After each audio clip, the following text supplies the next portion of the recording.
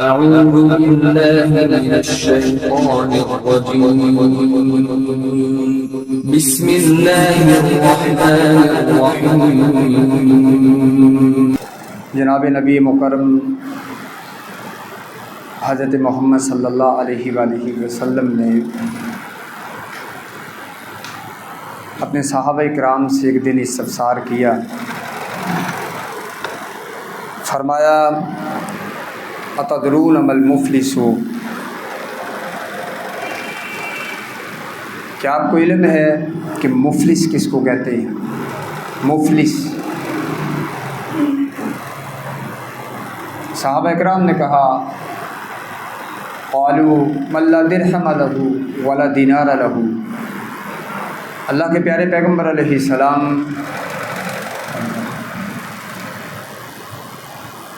ہم دنیا میں مفلس اس کو سمجھتے ہیں جس کے پاس درہم دینار نہیں ہوتا، روپیہ پیسہ نہیں ہوتا، کوئی بینک بیلنس نہیں ہوتا، ہم اس کو مفلس سمجھتے ہیں،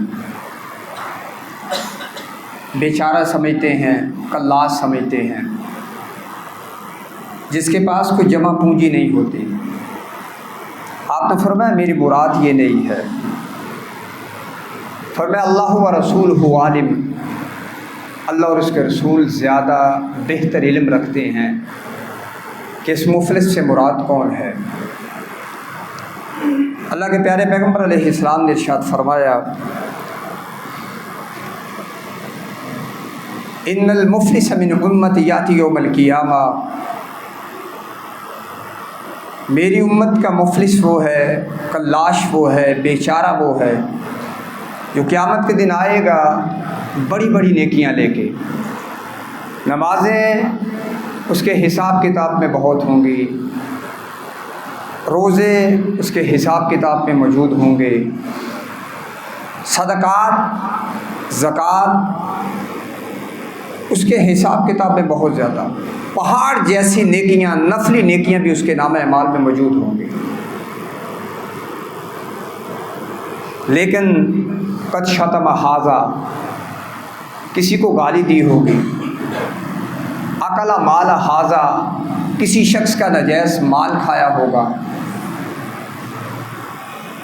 ضرب ھذا، اس شخص کو مارا ہوگا، یعنی اس کے جو معاملات تھے اس میں وہ بہتر نہیں تھا، اس کی عبادات کے معاملات بہتر تھے، فرائض کے ساتھ ساتھ وہ نوافل اور سنتوں کی پابندی بھی کرتا تھا، لیکن اس کے لوگوں کے ساتھ جو معاملات تھے، الیک سلیک تھی، وہاں پہ کمی کوتاہی تھی۔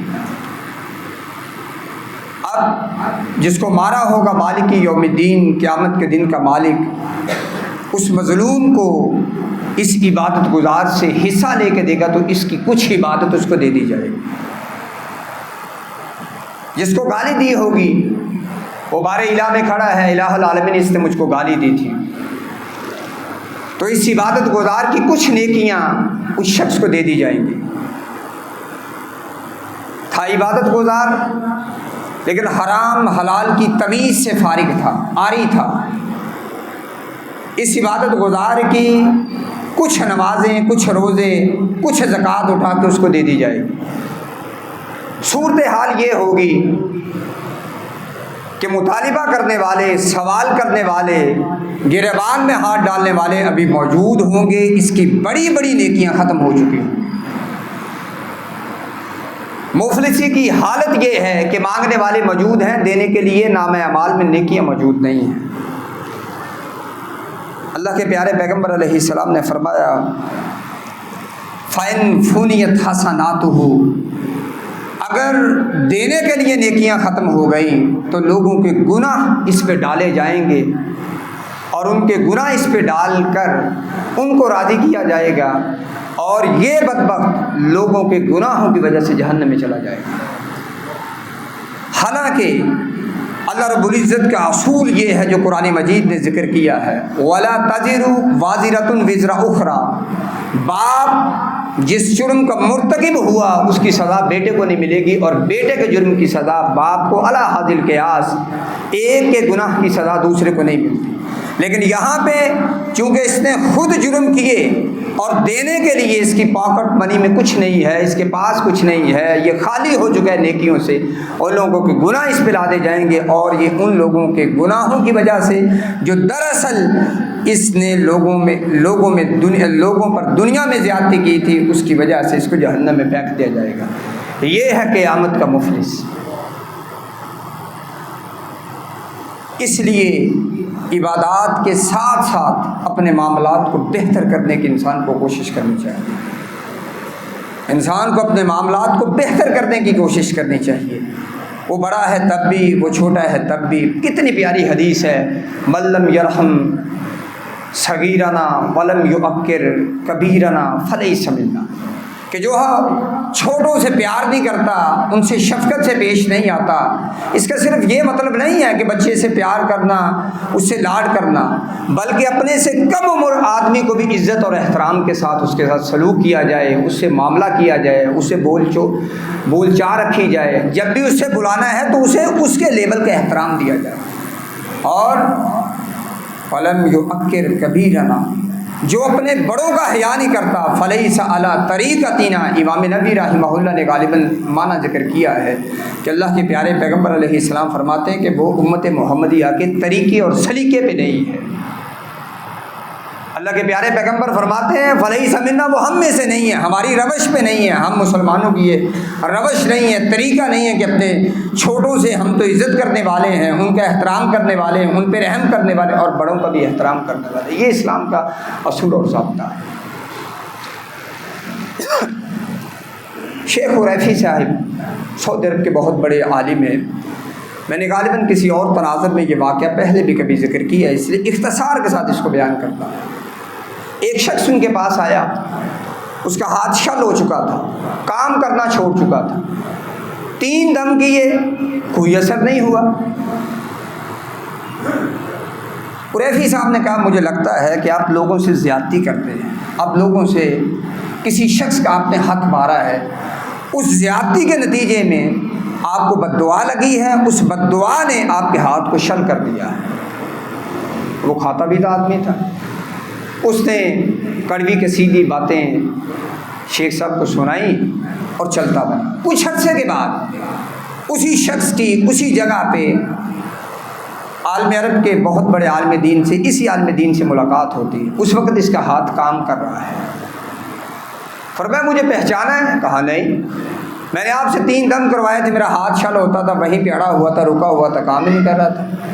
تو آپ نے مجھے ایک لفظ کہا تھا کہ آپ نے کسی سے زیادتی کی، میں نے آپ کو بڑی کڑوی کسیلی باتیں سنائی اور چلتا بنا۔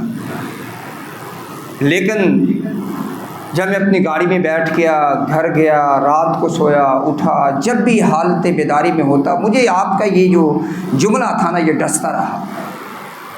نتیجتاً میں نے اپنی زندگی کو، گزشتہ زندگی کو ٹٹولا، اسے تلاش کیا۔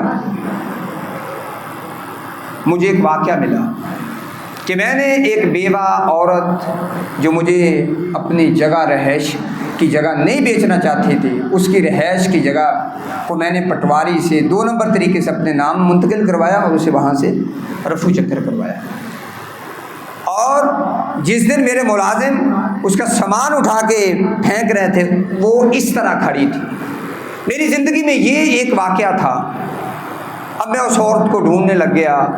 بالاختصار تمہید میں زیادہ وقت نہ لے جاؤں، بالاختصار جب میں نے اس عورت کے ساتھ اپنے معاملے کو بہتر کیا، جو ہی اس نے مجھے کہا کہ میں نے تجھے معاف کیا، اسی وقت میرا وہ جو شل ہاتھ تھا، کام سے رک چکا ہاتھ تھا، نکارا ہاتھ تھا، اسی وقت حرکت میں آ گیا اور میری معمول زندگی دوبارہ بحال ہو گئی۔ تو بعض اوقات زندگی میں لوگوں کی بد دعائیں، لوگوں کے ساتھ کی گئی زیادتیاں آپ کی زندگی کے معاملات کو الجھا کے رکھ دیتی ہیں۔ آپ ان کو عبادات سے بہتر کرنے کی کوشش کرتے ہیں، لیکن دراصل اگر لوگوں سے اپنے کیے گئے معاملات کو بہتر نہ کیا جائے تو یہ گتھی سلجھتی نہیں ہے، پہلے سے زیادہ الجھنا شروع ہو جاتی ہے۔ اس لیے کوشش کریں عبادات کے ساتھ ساتھ اپنے معاملات کو بھی بہتر کریں، اپنے معاملات میں زیادتی سے باز رہیں، لوگوں کو تکلیف دینے سے باز رہیں۔ اور امام ذہبی رحمہ اللہ نے الکبائر میں ایک حدیث نقل کی ہے، اللہ کے پیارے پیغمبر علیہ السلام فرماتے ہیں کل موذن فی النار، دنیا میں جو چیز بھی انسانیت کو، اللہ کے بندوں کو تکلیف دیتی ہے، ہر تکلیف دہ چیز جہنم کا حصہ بنے گی۔ اس لیے لوگوں کو تکلیف دینے سے اپنے آپ کو باز رکھیں، لوگوں سے زیادتیاں کرنے سے اپنے آپ کو باز رکھیں۔ آج کی گفتگو میں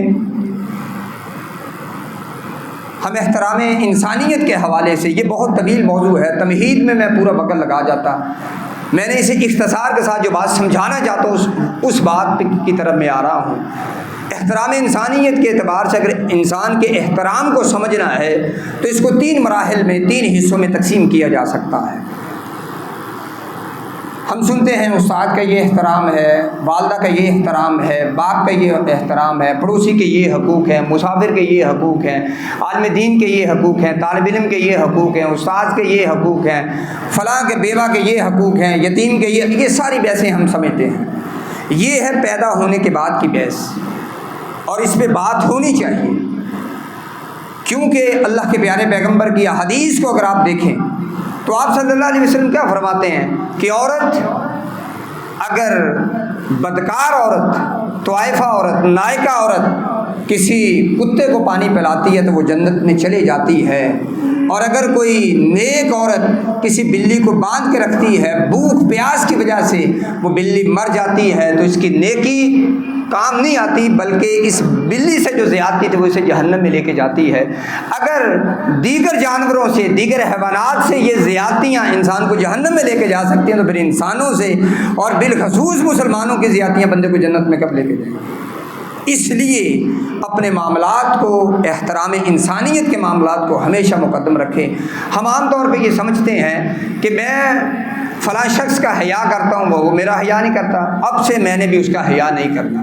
اس کے لیے ایک اصول سمجھ لے، بات سمجھنی آسان ہو جائے گی۔ مجھ سے جو بندہ جتنی مرضی زیادتی کرے، اللہ کے پیارے پیغمبر علیہ السلام کی ایک حدیث میں اصول یہ ذکر کیا کہ میں نے لوگوں سے زیادتی نہیں کرنی، بس ایک اصول ہے۔ اس میں آپ کو صبر کرنا پڑے گا، اس میں آپ کو برداشت کرنا پڑے گا، اس میں آپ کو اچھے وقت کا انتظار کرنا پڑے گا۔ ممکن ہے وہ وقت آ جائے کہ وہ اپنی زیادتی آپ کے سامنے آ کر رکھے کہ میں نے آپ سے یہ زیادتی کی تھی۔ اس لیے جو بندہ صابر ہے وہ تو یہ کر سکتا ہے، اور یہی کریں کہ لوگوں کے حقوق دیتے رہیں، وہ آپ کو حقوق دیتے ہیں کہ نہیں دیتے یہ ان کا معاملہ ہے۔ بہت سے خامد اس مجلس میں بھی بیٹھے ہوں گے جو کہتے ہیں کہ میں اپنے بیوی کے پورے حقوق کرتا ہوں، ان کے ازواجی معاملات پورے کرتا ہوں، ان کے دیگر معاملات میں پورے کرتا ہوں، ان کے روزی کے رزق روٹی کے معاملات، کپڑوں کے لین دین کے معاملات ہر جگہ پہ پورے پابندی کرتا ہوں، لیکن وہ بد زبان ہے، وہ میرے ساتھ زیادتی کرتی ہے۔ بہت سی ہماری بہنیں وہ ہوں گی جو سمجھتی ہیں کہ میں اپنے خامند کا بڑا حیا کرتی ہوں، لیکن میرا خامند میرے ساتھ زیادتی کرتا ہے۔ اور بہت سے وہ ہمارے ساتھی ہوں گے جو پڑوسی ہیں، وہ اپنے پڑوسیوں کو مکمل حقوق دیتے ہیں، لیکن اس کو جب بھی ڈسنے کا موقع ملتا ہے وہ اس کو ڈسنا شروع کر دیتا ہے۔ سب کچھ کے باوجود اصول یہ کی ہے کہ آپ نے اگر نیکی کرنی ہے، اگر کسی کا حیا کرنا، تو ذہن میں یہ رکھنا ہے کہ مجھے اللہ اور اس کے رسول کی تعلیم یہ ہے۔ اور میں یہاں پہ ایک مثال سے اپنی بات کو تھوڑا سا واضح کر کے سمجھا دیتا ہوں۔ اگر کسی شخص کے والدین اس سے زیادتی کرتے ہیں، بالفرض ایک بچے کی بات کو تسلیم کر لیا جائے کہ وہ اس کو حق نہیں دیتے، زیادتی کرتے، بیٹے کا حق کیا ہے؟ ان کی نافرمانی شروع کر دے۔ اگر نافرمانی کرے گا، والدین کا تو نافرمان ہوگا کہ نہیں ہوگا؟ سب سے پہلے اس نے اللہ کے حکم عدولی کی ہے، وَقَضَىٰ رَبُّكَ أَلَّا تَعْبُدُوا إِلَّا إِيَّاهُ وَبِالْوَالِدَيْنِ إِحْسَانًا۔ مجھے والدین کی عزت کرنے کا اس لیے حکم نہیں تھا کہ ان کے احسان ہے میرے اوپر، میں والدین کی عزت اور احترام اس لیے کرتا ہوں کہ یہ میرے مہربان رب کا حکم ہے کہ تو نے اپنے والدین کی عزت کرنی۔ اس لیے اپنے حقوق دیں، جو آپ کے ذمہ لازم ہے وہ بانٹتے رہیں۔ لوگ خیر دیں تب بھی ٹھیک، نہ دیں تب بھی ٹھیک، آپ نے اجر کا مطالبہ اللہ سے کرنا ہے۔ یہی وجہ ہے کہ زندگی کے بہت سے معاملات انسان مان کے سلجھ جاتے ہیں۔ آپ صلی اللہ علیہ وسلم نے فرمایا اس شخص کی زندگی سے تکلیفیں دور ہو جاتی ہیں، بیماریاں دور ہو جاتی ہیں، پریشانیاں، حادثات اور نقصانات دور ہو جاتے ہیں۔ جو خیر کے کام کو جاری رکھتا ہے، جو اس خیر کے دامن کو چھوڑ دیتا ہے، اس کی زندگی پھر الجھنا شروع ہو جاتی ہے۔ اس لیے اصول ایک ذہن میں رکھیے، بیوی حیا نہیں کرتی، ادب نہیں کرتی، عزت نہیں کرتی اپنے خاوند کے ذمے پھر بھی یہ ہے کہ اس نے جب کہا تھا قبول ہے تو پھر اس کی ساری یہ ٹینشن دینا بھی قبول کریں، اس کے اخراجات بھی قبول کریں، اس کے بیکے کو بھی قبول کریں اور اس کی تمام خواہشات کو بھی قبول کریں۔ اور ہماری بہن بیٹی جب کہہ دیتی ہے کہ قبول ہے، وہ اپنے خاوند کی طرف سے آنے والی ان تکلیفوں کو برداشت کرے اور کوشش کرے کہ اپنی طرف سے وہ اللہ کے ہاں مجرم نہ بنے، اپنے خاوند کو جو حقوق دے سکتی ہے وہ دے۔ یہی زندگی کا ایک ایسا اصول ہے جس میں آپ سکون کے ساتھ سوئیں گے، سکون کے ساتھ زندگی بسر کریں گے، وگرنہ اس کے بعد سوا وہ اچھا نہیں، وہ اچھا نہیں، وہ بھی اچھا نہیں، وہ بھی اچھا نہیں، نتیجتاً انسان معاشرے کا کل عدم انسان بن جائے گا اور یہ نکارہ ہو جائے گا۔ ہوتے ہوتے اس کو بھائی بھی چھوڑ دیں گے، بہنیں بھی چھوڑ دیں گی، بیٹیاں بھی چھوڑ دیں گی۔ اس لیے جو جہاں پہ بیٹھ کے زیادتی کرتا ہے کرنے دیں، آپ کے ذمے جو اس کے حق ہیں ان کو پورا کرنے کی کوشش کریں۔ یہ آج کی پوری جمعے کا خلاصہ میں نے پہلے ذکر کر دیا ہے۔ اور میں بات کر رہا تھا احترام انسانیت کو 3 حصوں میں تقسیم کیا جا سکتا ہے۔ ایک تو یہ دنیا میں احترام کا جو مرحلہ ہے یہ ہے، آج کی گفتگو میں ہم اس کو ڈسکس نہیں کریں گے۔ 2 اور مراحل ہیں انسان کے احترام کے، ان کو ہم ڈسکس کریں گے۔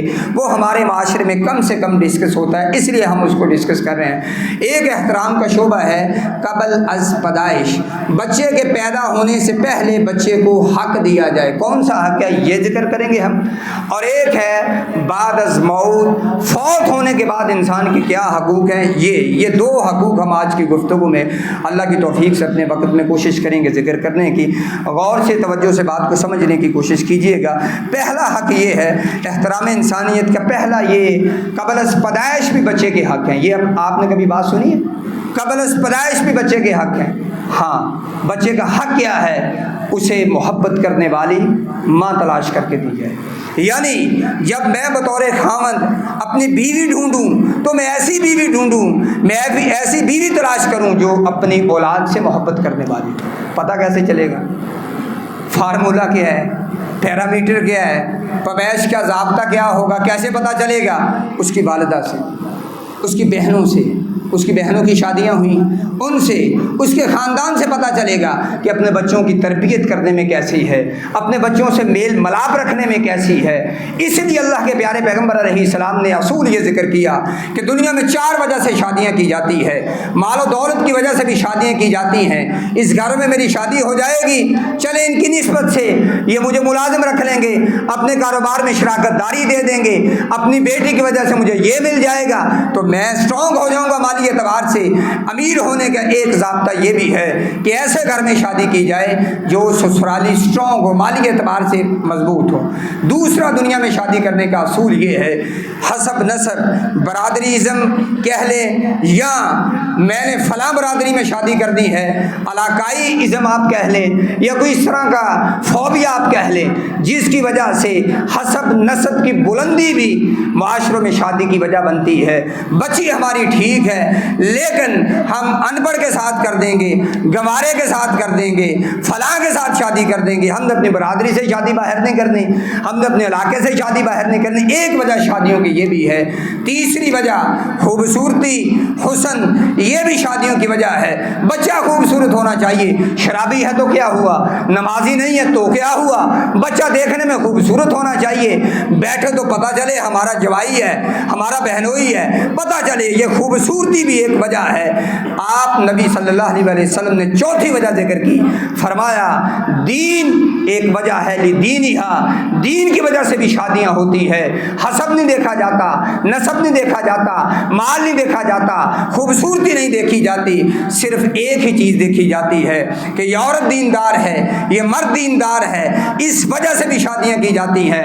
فاظفر بذات الدین، جب بھی شادی کرنے کا معاملہ آئے، جب بھی بیوی بہو کے انتخاب کا معاملہ آئے تو پھر دین کو ترجیح بنانا ہے، اور یہ ممکن نہیں ہے کہ جو دیندار ہو وہ محبت کرنے والا نہ ہو، یہ ممکن نہیں ہے، یہ اصول ہی نہیں ہے، یہ اصول ہی نہیں ہے کہ دیندار بندہ ظالم ہو۔ میں نے زندگی میں بہت کم بلکہ نہیں کوئی ایسا بندہ دیکھا ہوگا، نہیں کوئی دیکھا ہوگا ایسا کہ جو دیندار بھی ہے ظالم بھی ہے۔ دیندار بندے کو پکڑنا بڑا آسان ہے، اس کو ڈرانا شروع کر دیں، اللہ ایسے کرے گا تیرے ساتھ، آخرت میں ایسے ہوگا تیرے ساتھ، دنیا میں ایسے ہوگا تیرے ساتھ، اگر زیادتی کرے گا یہ ڈر جائے گا، کیونکہ اس کے دل میں اللہ کا ڈر ہے، اس کے دل میں اللہ کا تقویٰ ہے، یہ خشیت ہے۔ یہ دنیا کی ہر طاقت سے ٹکرا سکتا ہے لیکن اللہ کی طاقت سے ٹکرانا اس کے بس کا بات نہیں ہوتا، اس کی طاقت کی بات نہیں ہوتی۔ جب بھی اللہ اس کے رسول کی بات کریں گے یہ دہل جائے گا، ہاں ہاں اللہ کے پیارے پیغمبر کی یہ حدیث ہے، کہیں میں پکڑا نہ جاؤں، کہیں مجھ سے زیادتی نہ ہو جائے، اس لیے فرمایا لدینھا فاظفر بذات الدین، دیندار عورت کا انتخاب ایک محبت کرنے والی ماں میں تبدیل ہو جاتا ہے۔ یہ پیدا ہونے سے پہلے بچے کا پہلا حق ہے کہ ابھی یہ بچہ دنیا میں آیا نہیں، ابھی مرد کی شادی نہیں ہوئی، لیکن وہ اپنے بچے کے لیے ایسی ماں ڈھونڈ رہا ہے جو وفادار بھی ہو، حبدار بھی ہو، محبت کرنے والی بھی ہو، تربیت کرنے والی بھی ہو۔ دوسرا بچے کا حق یہ ہے اسے حق حیات دیا جائے، زندگی کا حق دیا جائے، زندگی کا حق دیا جائے۔ آج کے پڑھے لکھے معاشرے میں جس کو آپ باشعور کہہ سکتے ہیں یا بالغ معاشرہ کہہ سکتے ہیں، اس معاشرے میں بھی سوچ یہ ہے بچے اتنے ہی اچھے، بچے اتنے اچھے، میری پراپرٹی 3 پلاٹ ہے، 3 بچے ہوں گے، بس 3 میں تقسیم کر کے خلاص، اس کے بعد میں فارغ۔ حق زندگی دیں۔ چوتھا حمل ہوا، میاں بیوی نے مشورہ کیا، ڈاکٹر سے جا کے بات کی، ابارشن کروایا، ضائع کروایا، کیوں کروایا بھائی ہم نے 3 ہی بچے رکھنے ہیں۔ حق حیات دیں۔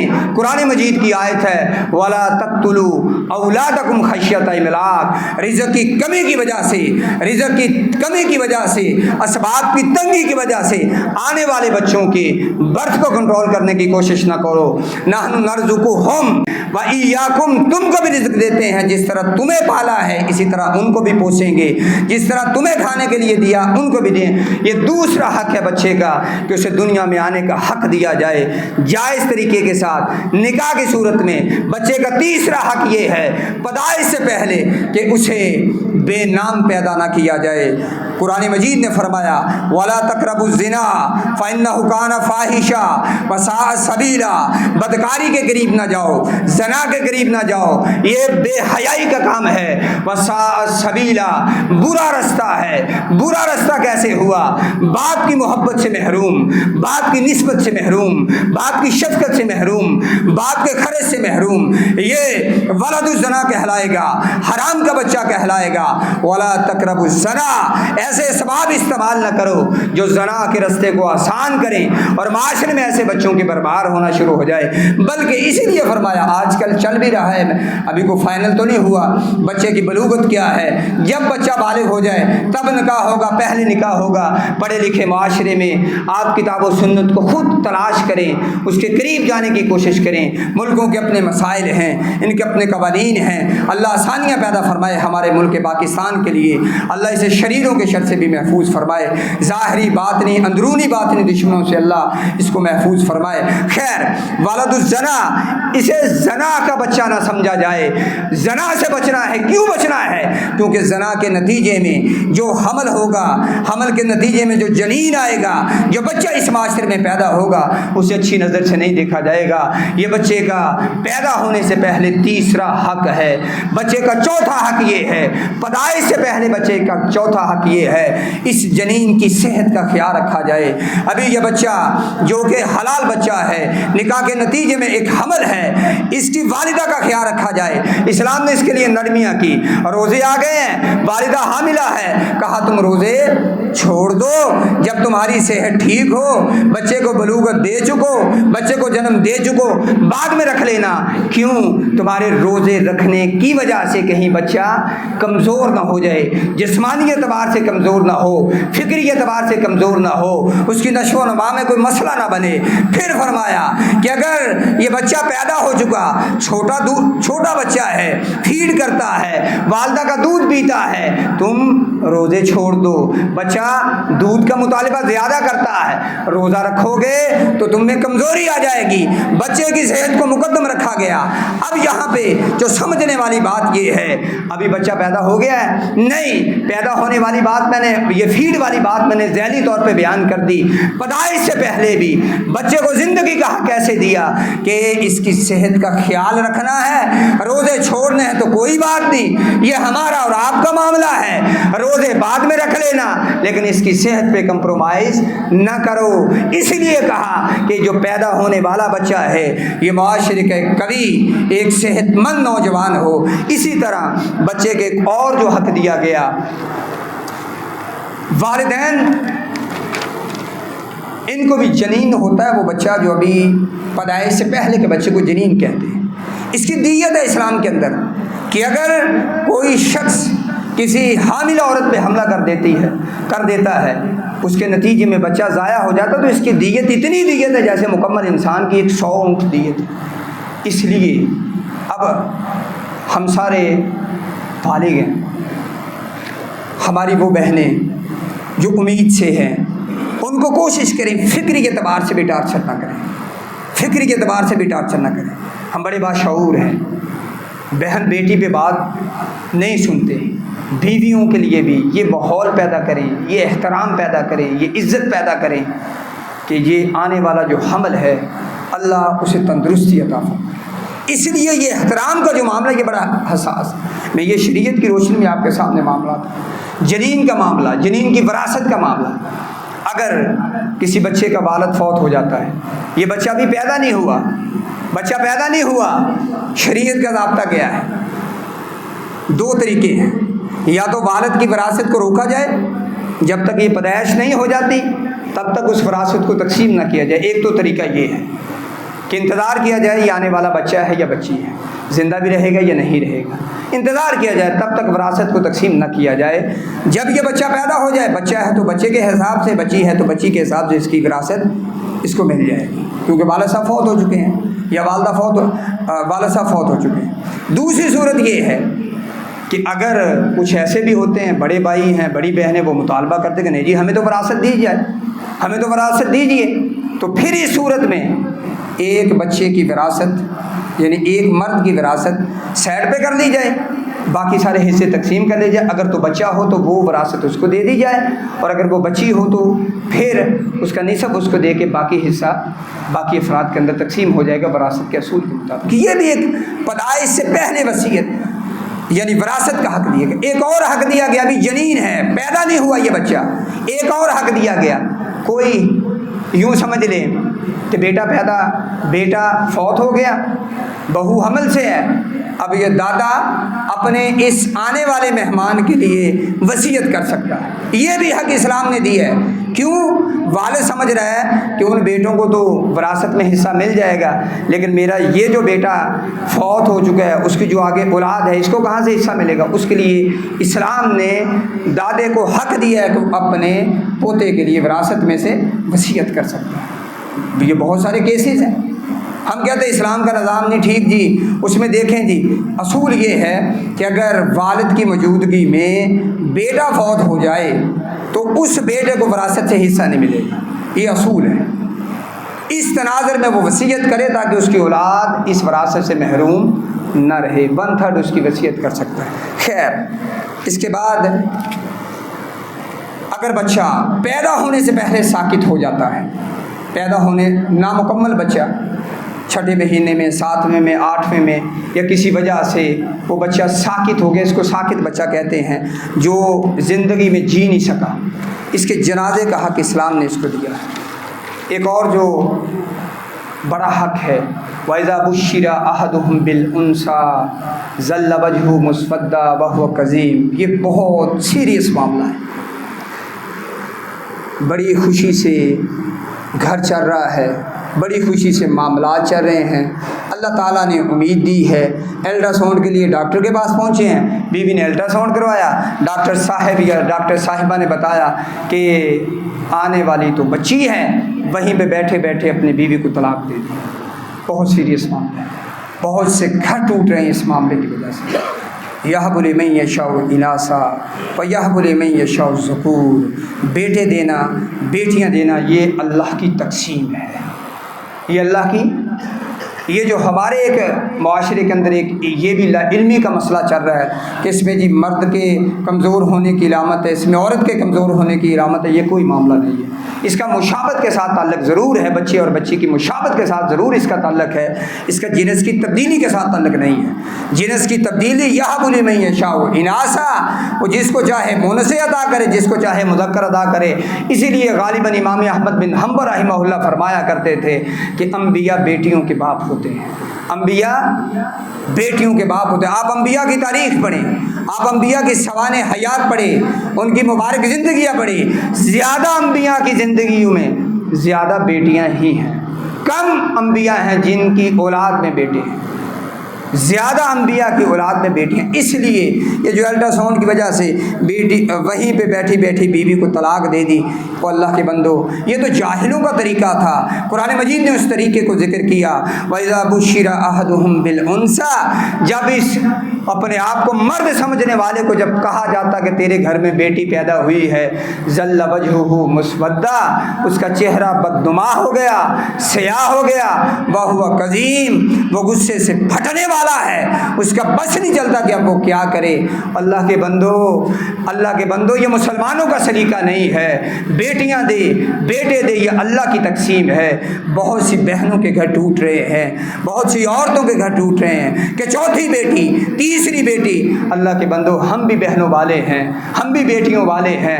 یہ اللہ جس کو چاہے بیٹے دے، جس کو چاہے بیٹیاں دے۔ اور میں کہا کرتا ہوں، میں نے زندگی میں یہی ابھی تک سیکھا ہے کہ بیٹیاں والدین کی مغفرت کا سبب بنا کرتی ہے۔ بیٹے ابھی باپ کا جنازہ پڑا ہے، وراثت تقسیم کرنے کے چکر میں پڑ جاتے ہیں۔ بیٹیوں کو کہیں نا کہ کل ابو فوت ہوئے، آگے وراثت، وہ کہے گی نہیں بھائی ایسے نہ کرو، ہم نہیں ایسے کریں گی، ابھی چند دن تو مل کے رہنے کی کوشش کرو۔ بیٹیاں تو والدین کی مغفرت کا سبب ہوتی ہیں، اور بیٹیاں ہی والدین کے بخشانے کا سبب ہوا کرتی ہے۔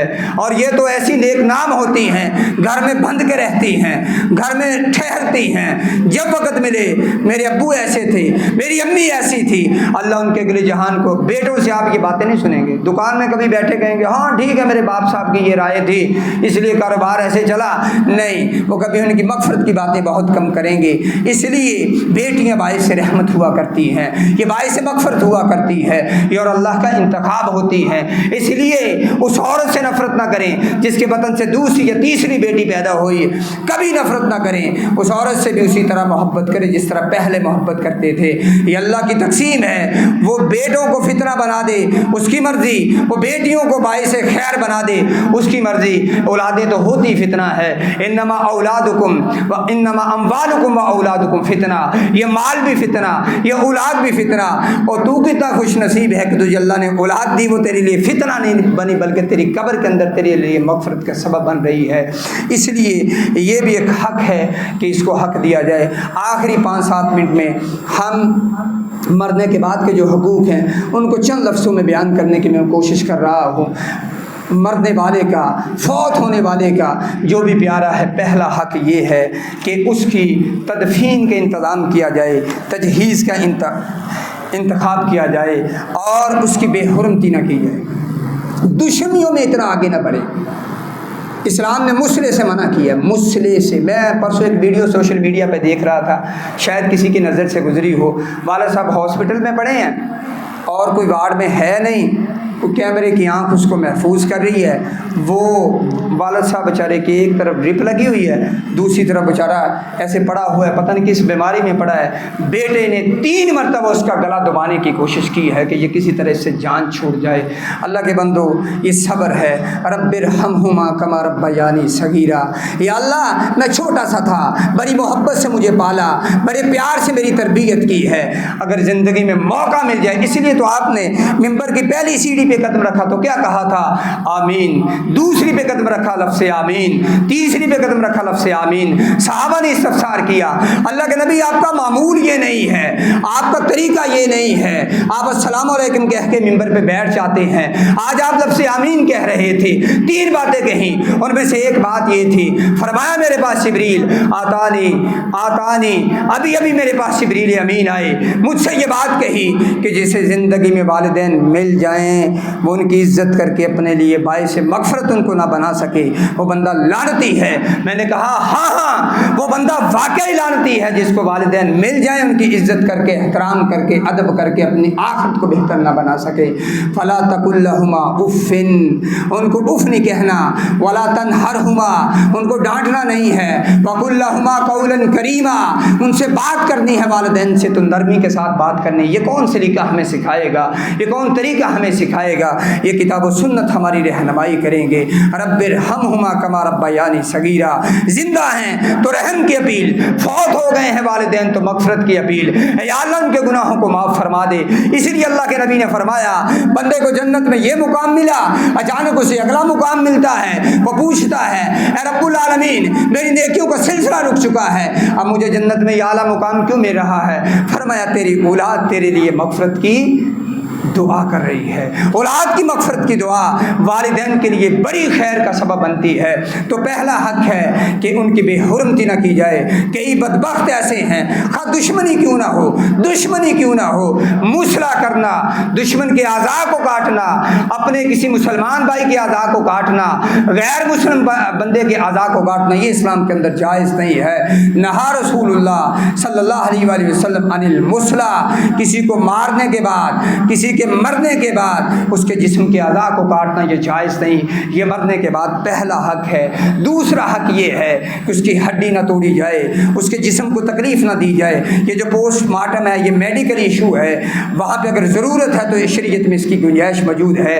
بلا وجہ جس طرح زندہ انسان کی ہڈی توڑنا جرم ہے, اسی طرح کسی مرنے والے انسان کی ہڈی توڑنا بھی اسلام کے اندر جرم ہے. تیسرا حق یہ ہے, اور اس حق میں ہم سے بڑی کوتاہی ہوتی ہے, برا بھلا نہ کہو, مرنے والے کو برا بھلا نہ کہو. ہم جنازے بھی پڑھتے ہیں, اس کے لیے دعائیں تعزیت بھی کرتے ہیں, مغفرت کی دعائیں بھی کرتے ہیں, ہفتے بعد, 8 دن بعد, 10 دن بعد, مہینے, سال, 2 سال بعد. تھا تو ٹھیک, جنازے میں تو گئے تھے, بڑا کمینہ آدمی تھا, بڑا خبیث آدمی تھا, یہ الفاظ کہنے بند کر دے.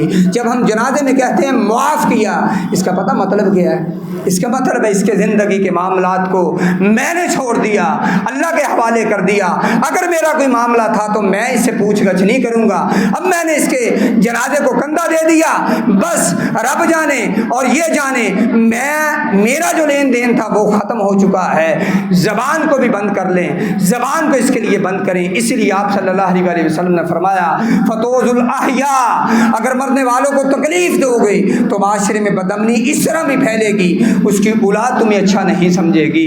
ایک تو تم نے زیادتی کی مرنے والے کے ساتھ کہ اس کا برا حساب شروع کر دیا, اس کے جنازے کو, اس کے کفن کو ادھیرنا شروع کر دیا, اور دوسرا فتوز الاحیاء, زندہ جو اس کے ورثہ ہیں ان کو بھی تکلیف ملے گی.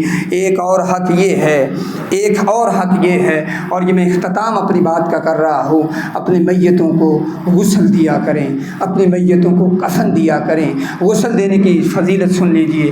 اللہ کے پیارے پیغمبر علیہ السلام فرماتے ہیں من غسل میتا فقتم علیہ غفر اللہ لہ 40 مرہ, جو کسی ایک میت کو غسل دیتا ہے, زندگی میں ایک میت کو غسل دیا, فقتم علیہ, اس کے عیب نہیں بتائے.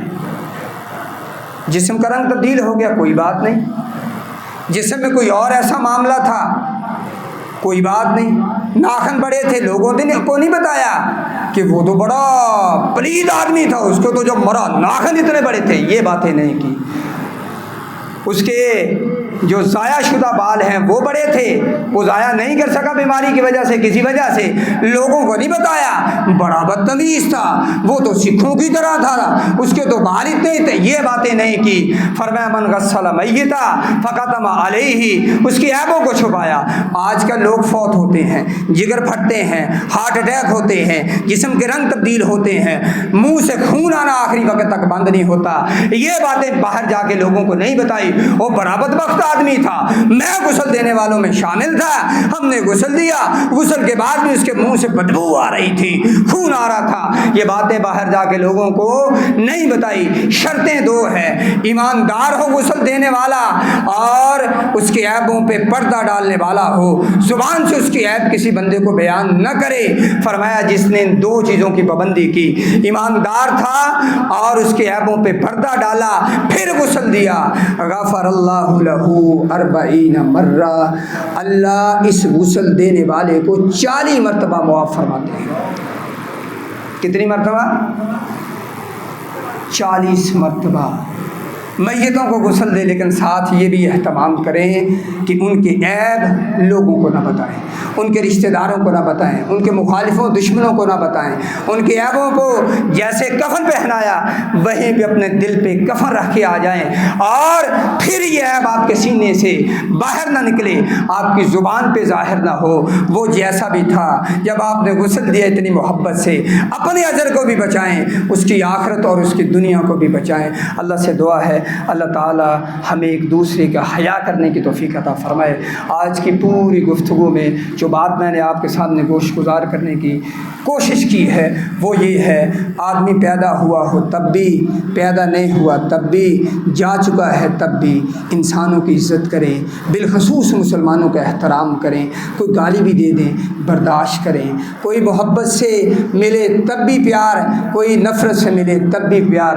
اور اللہ کے نبی سے پوچھا گیا، خلاصے میں ایک حدیث سن لیجیے، پوچھا گیا اللہ کے نبی دنیا کا سب سے بہترین صدقہ کیا ہے؟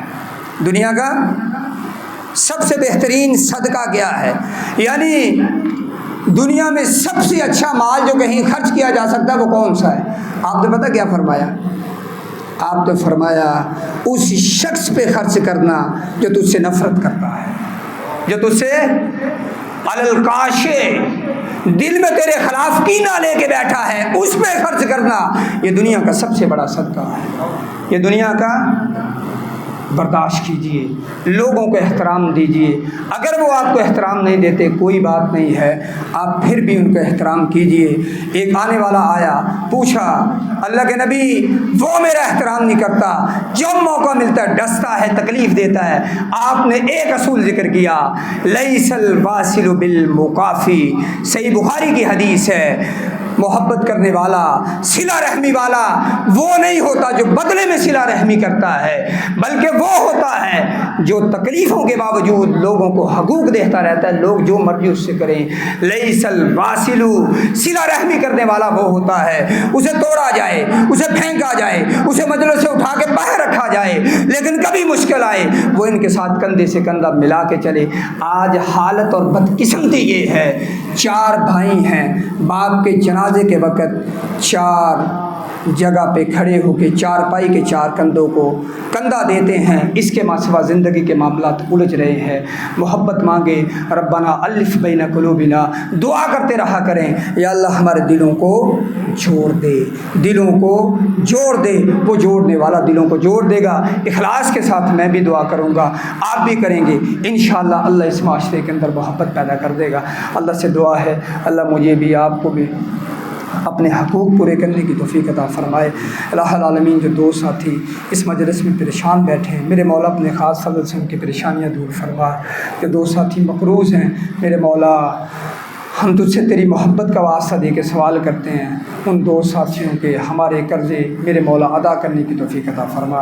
ہماری بہن بیٹی، کوئی بھائی بھی اولاد بیٹھا ہے، یا اللہ تو اولادیں بانٹنے والا ہے، ہمیں خیر والی اولاد نصیب فرما دے، تابع فرمان اولاد نصیب فرما۔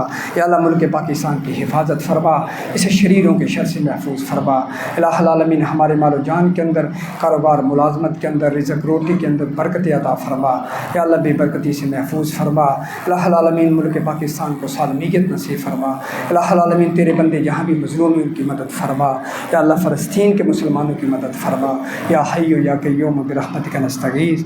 سبحان ربک رب العزت عما یصفون وسلام علی المرسلین والحمد للہ رب العالمین۔